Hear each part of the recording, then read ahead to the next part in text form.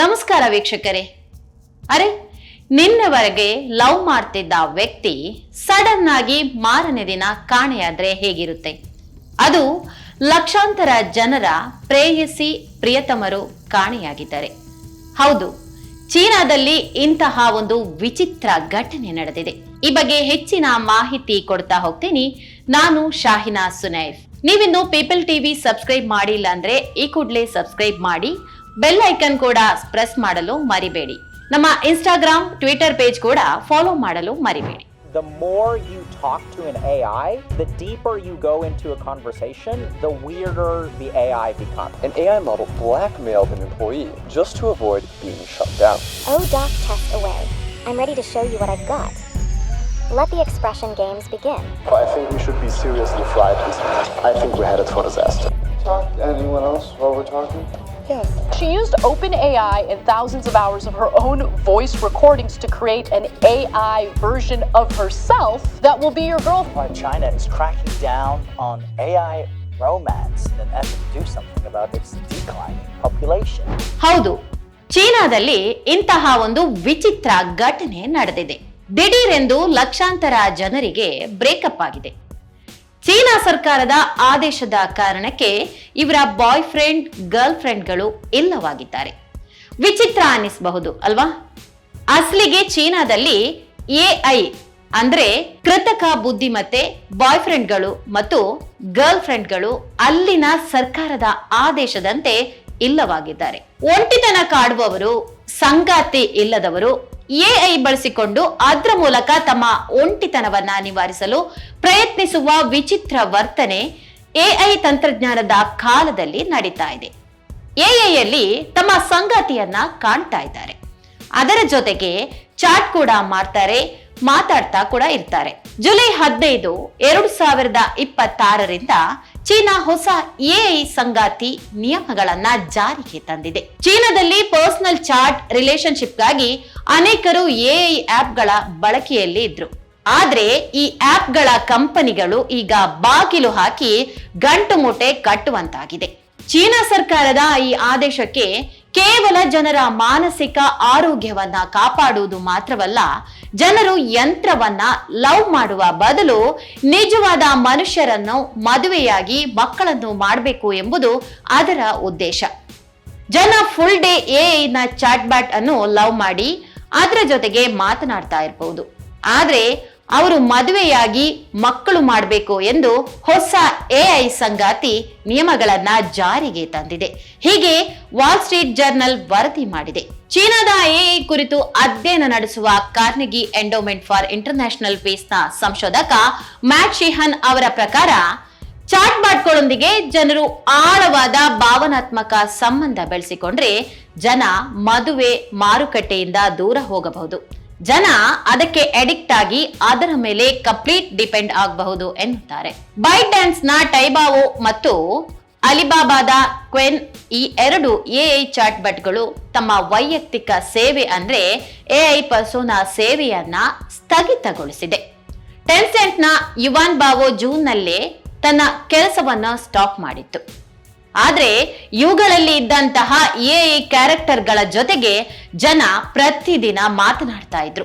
ಕೆಲವರಿಗೆ ಅವರು ಸ್ನೇಹಿತರಾಗಿದ್ರೆ, ಇನ್ನು ಕೆಲವರಿಗೆ ಪ್ರೇಮಿಗಳಾಗಿದ್ದವು.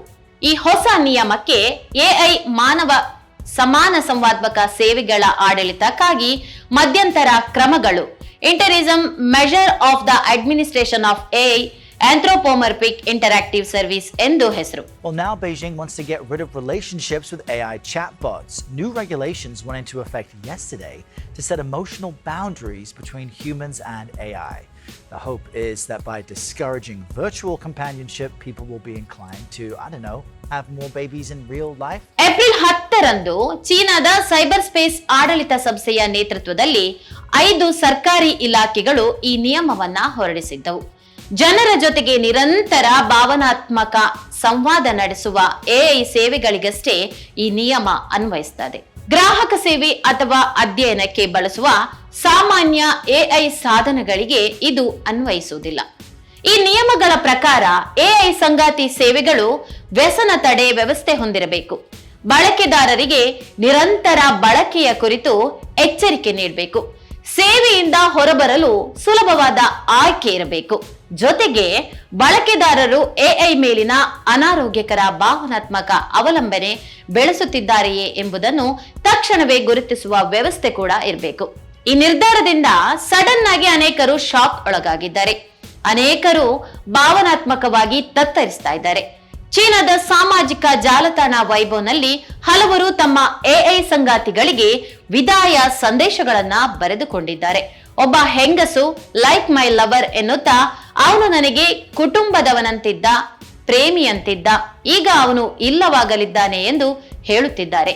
ನನ್ನ ಮನಸ್ಸು ಖಾಲಿಯಾಗಿರುವಂತೆ ಅನಿಸ್ತಾ ಇದೆ ಎಂದು ಕೂಡ ಬರೆದಿದ್ದಾರೆ. ಚೀನಾದ ಎಐ ಸಂಗಾತಿ ಉದ್ಯಮ ಈಗಾಗಲೇ ದೊಡ್ಡ ಮಟ್ಟದಲ್ಲಿ ಬೆಳೆದಿದೆ. ಟಾಕಿ ಎಂಬ ಜನಪ್ರಿಯ ಎಐ ಆಪ್ 2025ರ ಡಿಸೆಂಬರ್ ವೇಳೆಗೆ ತಿಂಗಳಿಗೆ ಸುಮಾರು 2.35 ಕೋಟಿ ಸಕ್ರಿಯ ಬಳಕೆದಾರರನ್ನ ಹೊಂದಿತ್ತು ಎಂದು ಫಾರಿನ್ ಪಾಲಿಸಿ ವರದಿ ಮಾಡಿದೆ.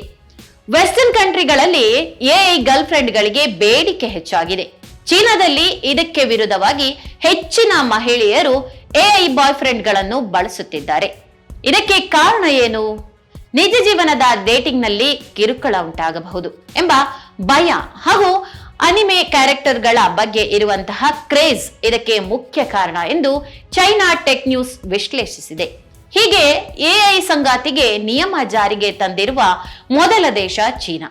ಇತರ ದೇಶಗಳಲ್ಲಿಯೂ ಕೂಡ ಈ ಕುರಿತು ಚರ್ಚೆ ನಡೀತಾ ಇದ್ರು ಇನ್ನು ಯಾವುದೇ ದೇಶವು ಎಐ ಸಂಗಾತಿಗಳಿಗೆ ಪ್ರತ್ಯೇಕ ಕಾನೂನು ಚೌಕಟ್ಟನ್ನ ರೂಪಿಸಿಲ್ಲ. ಅಮೆರಿಕದಲ್ಲಿ ಕ್ಯಾರೆಕ್ಟರ್ ಎಐ ಹಾಗೂ ಓಪನ್ ಎಐ ವಿರುದ್ಧ ಕೆಲವು ಪ್ರಕರಣಗಳು ನ್ಯಾಯಾಲಯಗಳಲ್ಲಿ ವಿಚಾರಣೆಯಲ್ಲಿವೆ.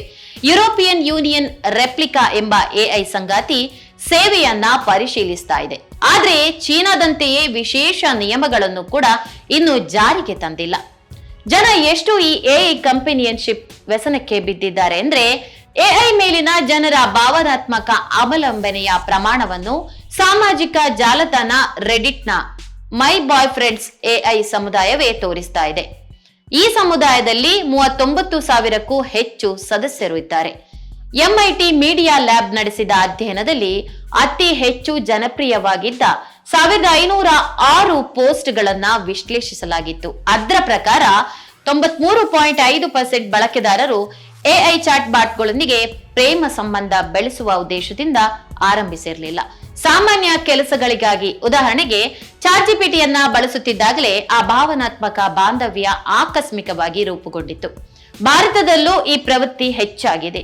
ಒಮ್ಮೊಮ್ಮೆ ನಮ್ಗೆ ತಲೆನೋವು, ಬೆನ್ನು ನೋವು ಬಂದ್ರೂ ಕೂಡ ನಾವು ತಕ್ಷಣ ಮಾಡೋದು ಚಾಟ್ಜಿಪಿಟಿಯಲ್ಲಿ ನಂಗೆ ಏನಾಗಿದೆ ಅಂತ ಕೇಳ್ತೀವಿ.